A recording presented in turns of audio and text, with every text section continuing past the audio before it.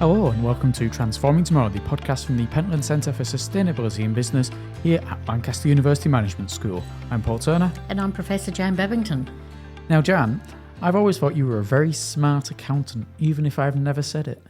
Well, you have never said it, but now you have. Thank you very much, Paul. I feel like there's a but coming. Well, but, and these are words from your own mouth, I'm told we've got an even smarter accountant who's going to be speaking to us today, who may have ideas that he can explain to us that obviously go flying way over your head. So I'm worried how far over my head they're going to go. No, what we have today is a brilliant communicator of theories and ideas and science and understanding, and somebody who's visiting the Pentland Centre at the moment and has come a long way to be here, to interact with colleagues at the Pentland Centre and to enjoy a bit of time at Lancaster University. And it gives us the opportunity to talk about sustainability accounting, how that fits in there, talk about many other issues around accounting as well, contemporary trends in corporate reporting, all kinds of things that I'll get the real expert view on that I've always just taken your word for. Fair enough. And I noticed, though, Paul, that you're finally embracing more accountants on the podcast. So this is a very good thing. Yeah, it's been forced upon me. I fear that if I had said no, I don't want to know what might have happened. But yes, I'm willing to have accountants on occasionally. So with that in mind, let us welcome our guest today. He is Professor Carlos Larrinaga, who is visiting the Pentland Centre, as you say, from the University of Burgos in Spain. Welcome, Carlos. Thank you. Would you say you're smarter than Jan?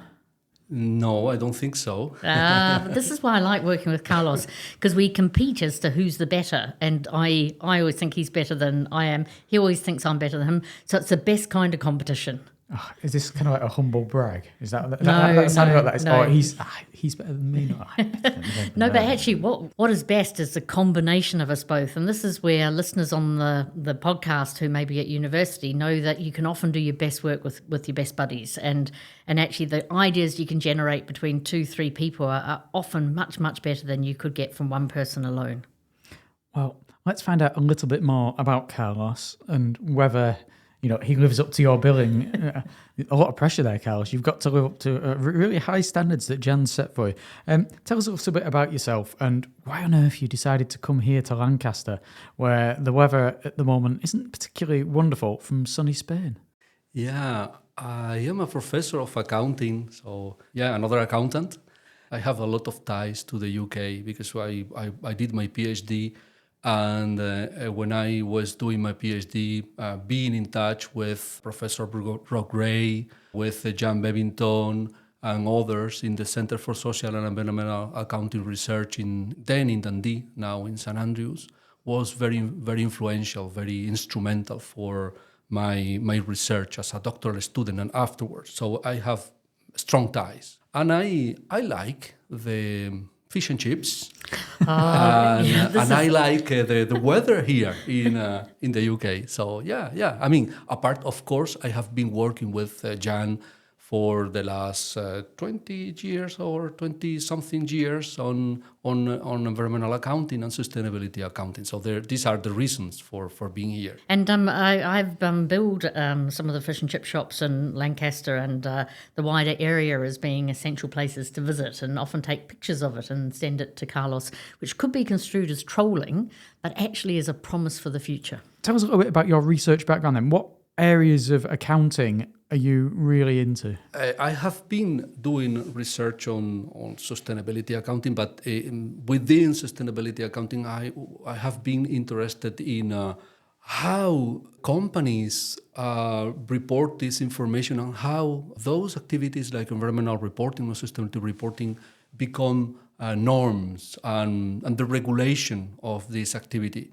And we have to keep in mind that when I started my research, sustainability reporting or then environmental reporting was a voluntary activity. And we were interested in which were the triggers that will lead companies to engage in this activity. So now the landscape has changed completely. And I have been very interested in this area, how sustainability reporting and environmental reporting changed over the 30 years. And In recent episodes, we've heard from people like Neo, who we had on a few weeks ago, talking about the task force on Jan, not for. You'll remember that from that episode. I do. Nature-related financial disclosures and the reporting that comes in there. And I know that's not specifically accounting reporting, but it is. There's reports that are being built on off the back of that. We've talked about task force on climate-related financial disclosures. We've talked about various types of reporting around modern slavery. And just from those few examples, you can see the amount of reporting that goes on that wasn't there 10 years ago. And I think it's part of a longer term trend. And because Carlos and I have been around for quite a time, you can see, sort of pre-reporting where people used to sign up to things and say, say the Global Compact, which was it remains influential, and sort of say, well, we're going to apply these principles in our operations. And then some innovative companies started to provide data on what they're doing on social environmental matters.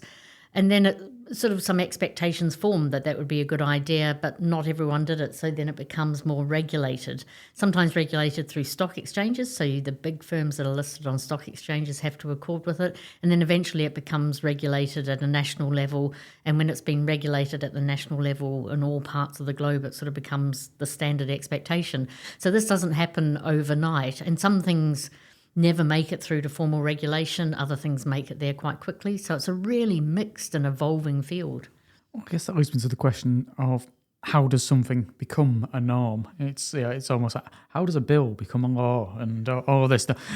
How does something evolve to go from a new idea to stick and become a norm? There are like two different approaches, which I think that in some way are complementary. One is, probably the most popular way of understanding the development of norms is, it's change, is agency, is how things evolve, the dynamics of norms. So you have like this idea of the hero, the institutional entrepreneur, who is innovating and producing new ideas and engaging with different actors to make sure that those ideas stick in practice. And then there is a process of diffusion and maybe a tipping point.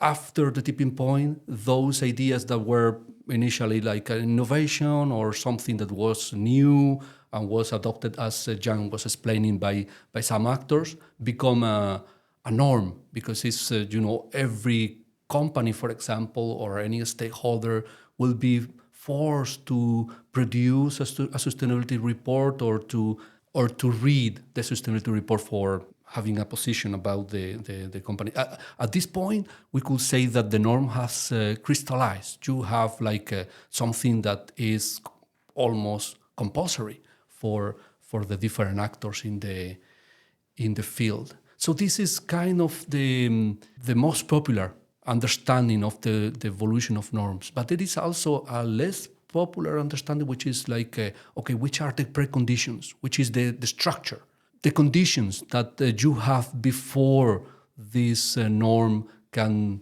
be produced or take a real form. And then you have like, for example, ideas that are embedded in previous practice. So you have different practices that have been around for some years, and the new norm is similar to those practices. Then there is more possibilities. Is more likely that those norms will reach this point of crystallization. And there are other things, like, for example, the legitimacy. And I think that this is very important. And we have the ideas by, authors, classical authors, like, for example, Max Weber, who were talking a lot about the difference between power and legitimacy and authority. So you have this power of legitimacy is very important to understand how something becomes a norm. The existence of a common language. So those elements of a previous structure are very important in terms of having a new norm.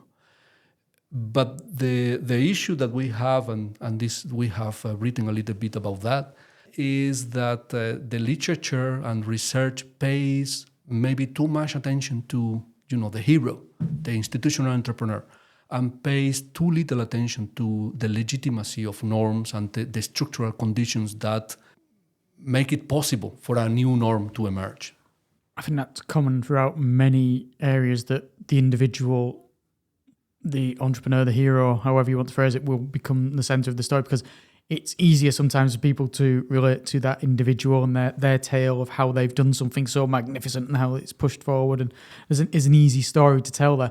And sometimes, I don't want to offend here, that all the stuff that's going on in the background and everything is so deathly dull that if you were to be told that story, you'd fall asleep in the corner.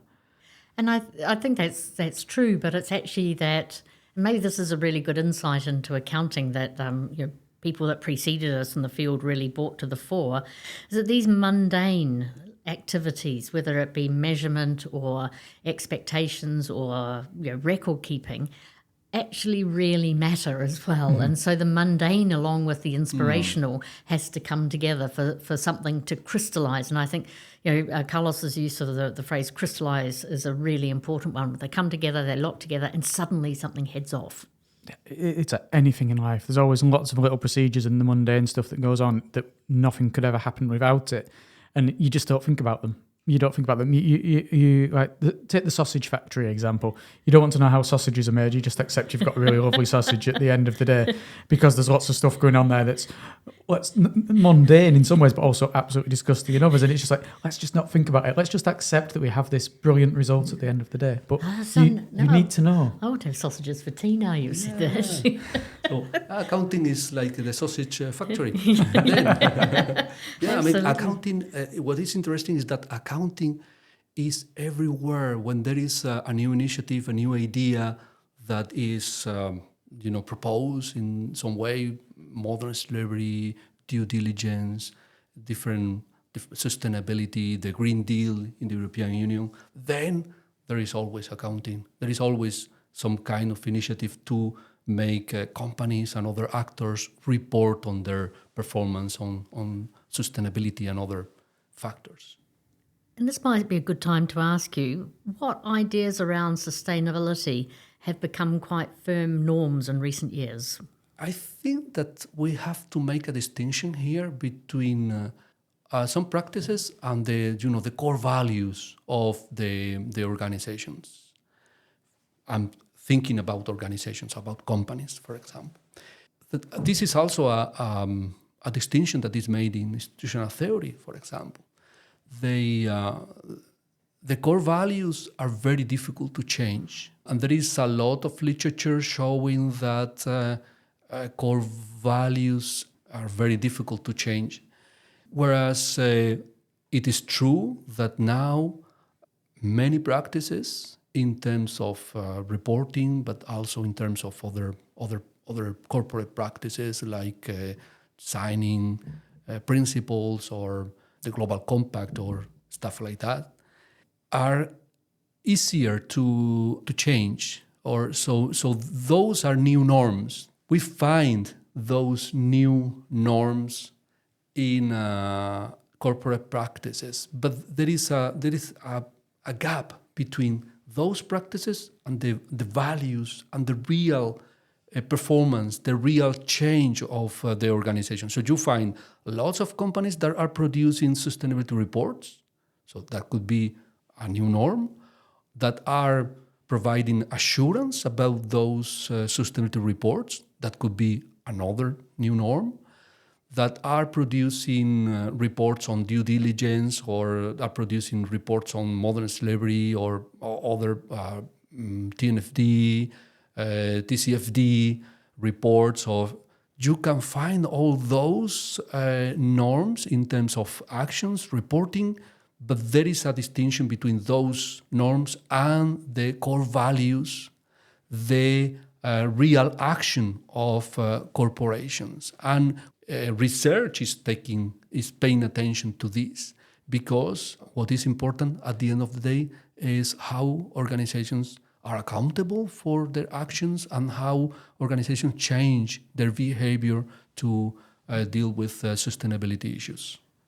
That's a topic that we've discussed many times on the podcast, whether what people say they do is the same as what they actually do, and whether people are just doing things purely to meet reporting regulations and meet legislation and stuff, or whether they're actually living it as well, and they're actually doing what they should be doing and doing things properly, or they're just doing things purely so that they can tick a box. And that's often distinguished in the literature as sort of symbolic work as opposed to substantive work. And of course, if you only look at the reporting, you can't tell actually if it's symbolic or substantive. You also need to have a glimpse and an insight into the organisations themselves. And so there's been quite a concentration in our field in looking purely at the reports because, well, they're there, they don't move, you can do them when it suits you. And I think while that's important, it sort of becomes slightly unbalanced with really understanding what's going on inside organisations, speaking to these values, how firms are thinking about the long term, how they're thinking about their relationships with other people.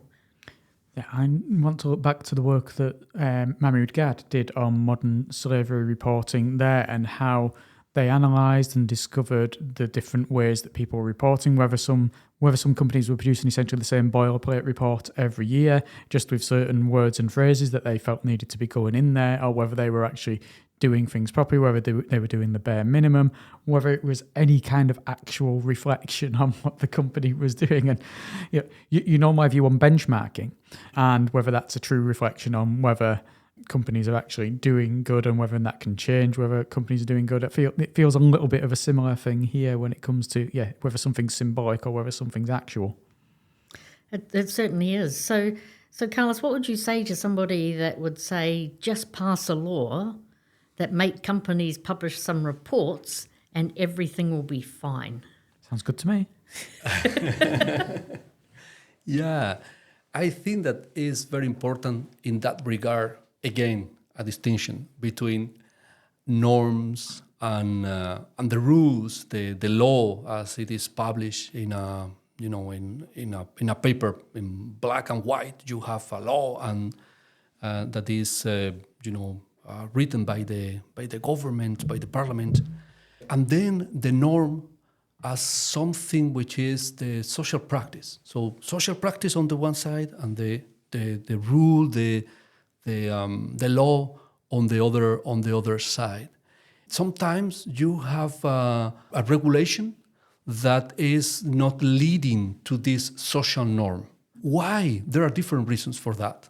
One of the reasons that is also linked to what we were talking before is the legitimacy of the regulation, the legitimacy of the rule.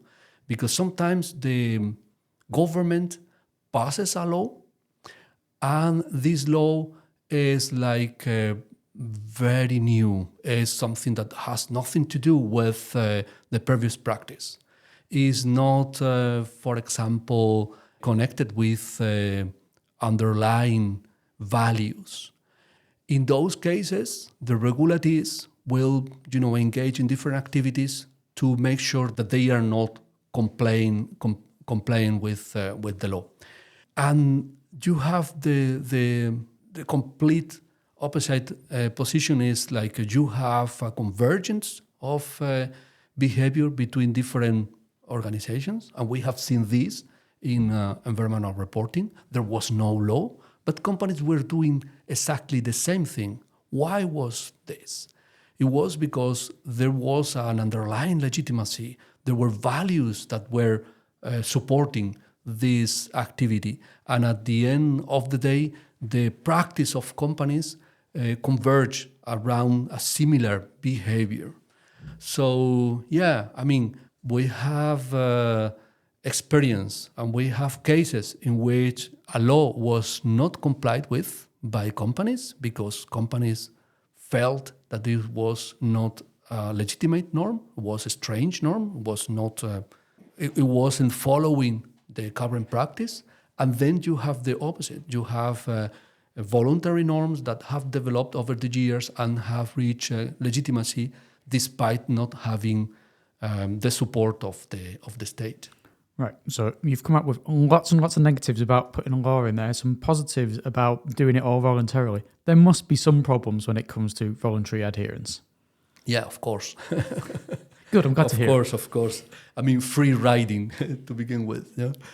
The issue here is that you cannot go only for regulation, not going only for voluntary, in this case, sustainability reporting. You have to think about different possibilities in between both of them, or how to reinforce regulation with voluntary activity. And this is, again, going back to the first explanation, how norms develop. The main problem with voluntary disclosure, voluntary reporting, is that regulation is very powerful. So when you have regulation, and regulation is, well designed, and regulation agrees with the underlying values, is very powerful. And you have also, the power, the policing of the state, making sure that the regulation is complied with, then regulation is very powerful. I always use an example, the prohibition of the smoking prohibition. Everybody was saying, this will not work. It's not going to work because people are, used to smoking in bars, at work. But at the end of the day, it worked. Why? Because it was legitimate. There was, the association fighting cancer. There was the doctors that were supporting. So there was a strong legitimacy for this norm. And it was also consistent with the underlying values in society. So, you had the law one day, and the day after, it was supported and it was complied with by everyone. So it's the same with, in the case of sustainability reporting. We have had an experience of sustainability reporting for 20, 25 years, 30 years, if you think about environmental reporting as well. And then this practice have been developing. Companies are used to produce those reports. There is an industry of assurers, of consultants that are helping companies to produce those reports. And then you have, in the European Union, for example, the directive, now the Sustainability Reporting Directive. It comes naturally. Companies are accepting the new regulation because there was previous practice. The values are there. There is, it's legitimate because it's something that was already done by a bunch of corporations. So regulation is not enough, but regulation is very powerful. I'm so confused. No, I get what you're saying. Regulation good, regulation bad, but there's a balance there, and there's reasoning behind why it can be good, why it can be bad, how it can work, how it can't work. And also, this is quite a good explanatory frame as well, because not every piece of regulation that you pass succeeds. So understanding why things don't work is also quite important, because then things can be, brought back and redesigned, etc. And I suppose it goes to show that when we, as a member of a general public, you might not actually ever encounter a non-financial or sustainability report from a company. But if you did, you might have an imagination about why this is done and how it's put together. And I suppose what Carlos and my scholarship and what Carlos has talked us through just then is that, it's more complicated than you thought. I think that's the important bit. Like most things in life, it's all a bit more complicated than we think. Especially when you get academics involved. It's all nice and straightforward. I want a sausage for my tea. No, hang on a minute. You've got to consider all the implications of having sausages for your tea. I want sausages for my tea now. Yeah, we've talked ourselves into it, haven't we? So I might ask you a question then about the EU, because, technical and in reality, the UK is now outside of the EU, but the EU regulatory force still has an impact on UK companies if they're operating in Europe, but also presumably still has a force because it has the imagination of what should be normal in the world. So what do you make of the EU regulatory activities in around non-financial corporate reporting? Yeah. The new directive is called Sustainability Reporting, which is interesting because 10 years ago they decided that it was non-financial reporting. And now they are back to the original terms of sustainability reporting. So I think that in terms of the development of norms and normativity, the directive is an example of how regulation could take advantage of those structural. I mean, you have the agency, so you have the agency of different actors in the European Union that have decided, this strategy, the Green Deal, and then have decided that sustainability reporting was part of this strategy of the European Green Deal, together with the financial strategy and etc. So you have agency, but in addition to the agency, you have also those preconditions that we were talking before about. You have a previous practice, and we have done research in this area. We have written about that. So people forget that in the 1990s there was a regulation, was the EMAS regulation, the Eco Management and Audit System. So under this regulation, companies could produce an environmental report. So in the 1990s, there was a very strong activity of industrial companies, energy companies producing environmental reports. So within this activity of environmental reporting, a new industry developed of consultants, assurers that were diffusing different values about environmental reporting. So there was a huge activity, and sustainability reporting was something that came after environmental reporting. It was kind of a transformation of one activity. What was environmental reporting before then become at some point sustainability reporting. And then there is the role of the GRI, the Global Reporting Initiative, which was also producing and encouraging companies to produce those sustainability reports. And so the European Union has regulated something which was already happening. So there was previous practice, and they have transformed which was previous practice into a directive. And within this directive, they are now producing standards, the European standards, which are, there is some criticism because they are very, detailed. But at the same time, those standards are no surprise at all, because those standards are building upon the GRI, the Global Reporting Initiative, sustainability standards. So to summarize my point about this regulation, I think that is very interesting to see how this directive has developed, taking advantage of the previous practice and the values that were already in place in this field of sustainability reporting. And what I like about your mention of EMAS, because you have to be quite old to remember EMAS to a certain extent, is that it had quite a strong site basis. And so a lot of organisations would do EMAS evaluations on a factory or a place or something of that sort.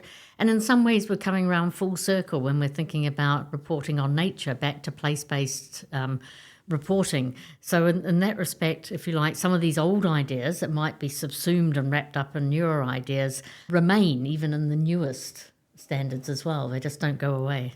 Speaking of old ideas, I'm led to believe, Carlos, that you do also do a little bit of research on accounting history. Yes. The nervous look on his face suggests, what is he going to ask me? What is he going to ask me? I think Carlos loves history more than accounting, if truth be known. But we all end up doing things that we don't expect to be doing back in time. That's it. So what are you examining with regards to accounting history, and how does it fit in with maybe this work around accounting, reporting, and all of this? Yeah. So, it's true that I like history. My initial motivation to do research on accounting history was this love for history. I also think that history is important. It's not just, a hobby. It's something that tells us who we are. I think that we have to learn history because we are the product of the ideas from the past, actions from the past, and in that regard, I have been studying accounting history, particularly since the 15th century until the 18th century, because this period is the period where modernity was developing. There are different ideas in modernity, of course. Science, for example, or the emancipation from, political emancipation is something that is developing in modernity, but also the emancipation from nature. And with emancipation from nature comes split between nature and society. Of course, this is an area, it's very philosophical in a way, but I think it's very important to understand how accounting technologies participate in this split between nature and society, and how we account for different things, forgetting nature. We account for, for expeditions, or we account for the colonizers. They were producing accounts and they were forgetting nature, forgetting other civilizations, forgetting, and so accounting has always been forgetting. Mm-hmm. And what we are trying now is to recover nature, to recover different perspectives, to recover. So I think that in order to recover those issues, we need to understand how we forgot in the first place. And so, for example, to give you an example, we are studying a long project. We have been studying the role of accounting in the construction of the modern state in the case of Spain, Castile. And Spain had the doubtful honor of colonizing America. And, and all the bad things that happened with the colonization of America, accounting was there. Accounting was, sticked to the rationalities of the time, and was enabling the exploitation of nature, the exploitation of the expansion of Europe in a way, and the expansion of society in nature and the exploitation of nature. So accounting was there, and the research question is, how was accounting producing those effects? We don't have an answer. We have like a hypothesis, but we don't have a final answer. I think that we need to understand how accounting was intervening in those processes to try to recover nature and other civilizations into accounting. Well, I think we've just got time for one more question. I want to know if through this work you're doing on norms, through this work you're doing on reporting, you're seeing something that's inspiring you for the future. Oh, good question. Good. I think, something inspiring for the future.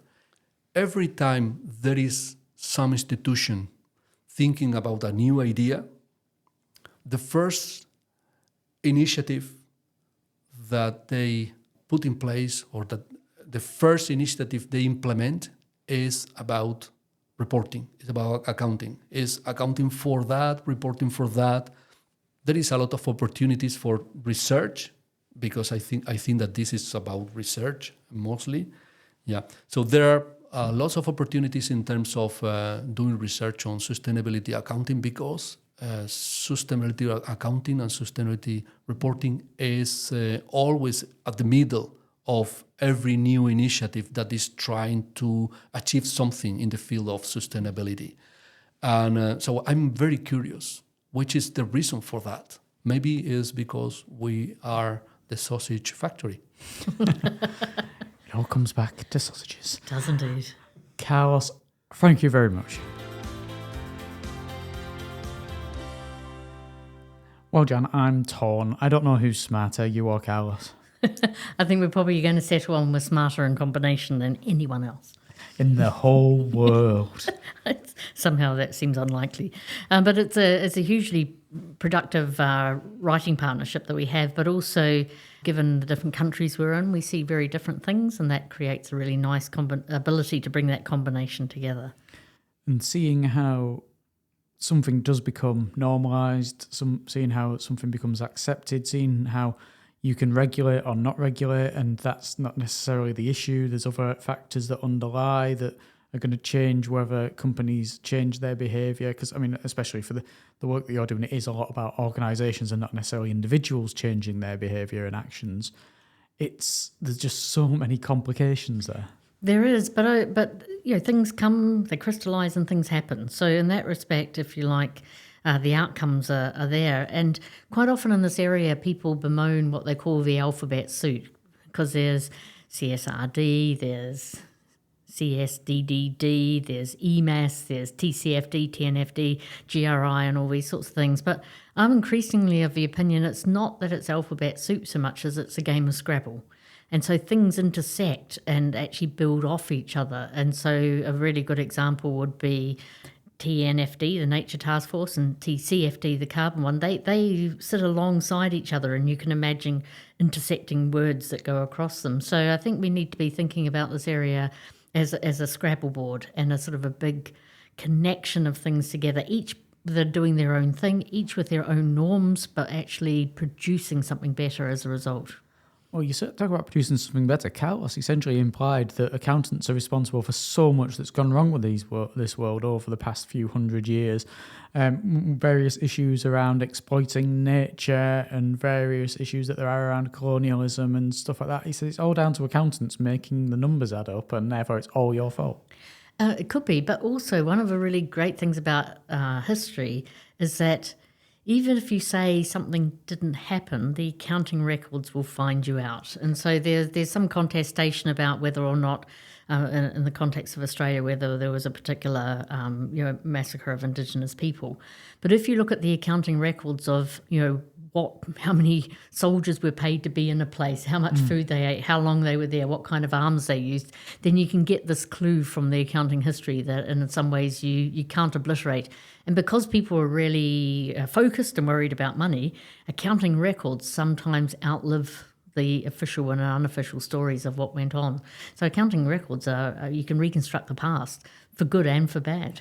And you can construct the present and find a very good picture of the present, albeit, as we said, not necessarily that the reports are telling the full story. And indeed, I mean, I have an enormous amount of sympathy for organisations who are having to face up to providing new reports, because if they don't have the underlying data or they don't have the capability to draw together that data, then their reports are going to be maybe a bit thin and a bit sort of assertive rather than substantive. But then at the same time, some of the reporting is inviting organisations to really reformulate and rethink what are their values, what is their purpose and what they're there for. And that's a really non-trivial task for any organisation to be involved in. And it really does tie back, as we referenced during the episode, to the things we talked about with Neil not that long ago about the task force of nature-related financial disclosures and various other issues that we've talked about. And also in this series, it also calls back to Steve Kempster's good dividend ideas as well, is that if you don't have good dividends in your heart, it's hard to provide a report about your good dividends. We're going to be bringing things a bit closer to home next week, and we're going to be talking about business schools, management schools, of which we are part of one, and how ESG, environmental social governance, fits in there, how sustainability fits into the education and the operations of business schools. And who's going to tell us about that? Yes, we'll be talking with Dr. Marion Izzett-White, who will be our first repeat guest. You may remember her from Series 1, where she talked to us all about stewardship and leadership, and now she's back to talk to us about ESG in business schools. We both thought each other was going to talk. Well, until then, Jan, it's been a great episode. Thank you very much, everyone, for listening. I'm Paul Turner. And I'm Professor Jane Burvington.